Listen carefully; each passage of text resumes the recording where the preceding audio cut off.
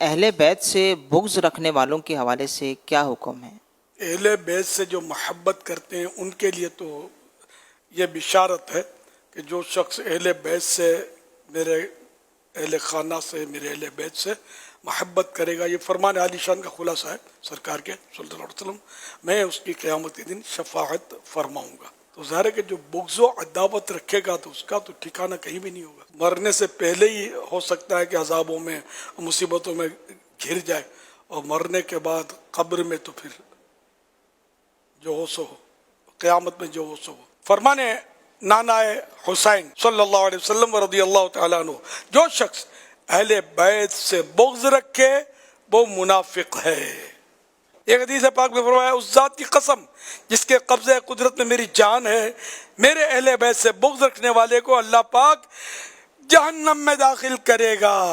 اہل بیت کی محبت یہ ضروری ہے، اور حدیث پاک میں یہ پہلے سے ہی ہمیں کہہ دیا گیا ہے کہ اپنی اولاد کو میری اور میرے اہل بیت کی محبت سکھاؤ۔ تو اس لیے ہمیں بچپن سے ہی اہل بیت کی محبت سکھانی چاہیے۔ ہم لوگ جو ہے نا الحمدللہ جو سنی ہوتے ہیں نا، یہ اہل بیت کی محبت ہمارے یہاں بہت ہوتی ہے۔ میں اپنی بات کرتا ہوں، مجھے امام حسین کا نام لینا نہیں آتا تھا، نہ سمجھتا، اور میں ان چیزوں کو سمجھتا تھا کہ امام حسین بہت بڑی ہستی ہے۔ میری بڑی بہن کا نام خدیجہ، حضرت خدیجہ یہ ام المومنین تھی، اور بی بی فاطمہ کی امی جان تھی۔ پھر دوسری بہن کا نام فاطمہ، تیسری کا نام زہرا۔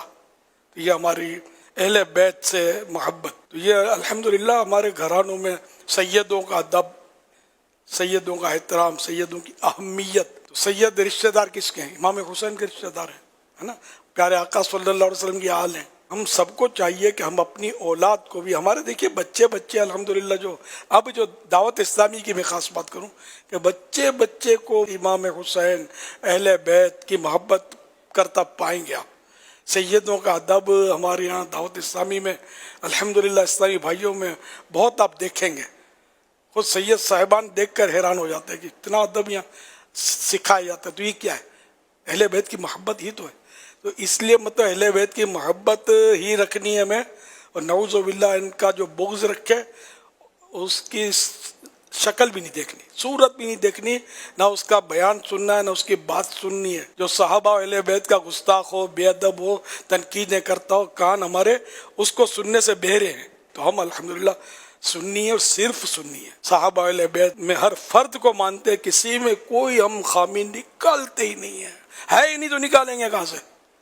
جو خامی نکالتے ہیں ان کو آئینے میں اپنی شکل نظر آتی ہے، حقیقت میں خامی نہیں ہے، ان کو اپنی شکل نظر آتی ہے، اپنی خامیوں کو وہ سمجھتا ہے کہ ان میں خامی ہے۔ نعوذ باللہ، اللہ اس سوچ سے پہلے مجھے اہل بیت کی محبت میں دنیا سے اٹھا لے۔ ہمیں اہل بیت و صحابہ کی بے ادبی چاہیے ہی نہیں، نہ بے ادب چاہیے، نہ بے ادبی چاہیے۔ اللہ کریم ہماری نسلوں میں کوئی صحابہ و اہل بیت کا گستاخ پیدا نہ کرے۔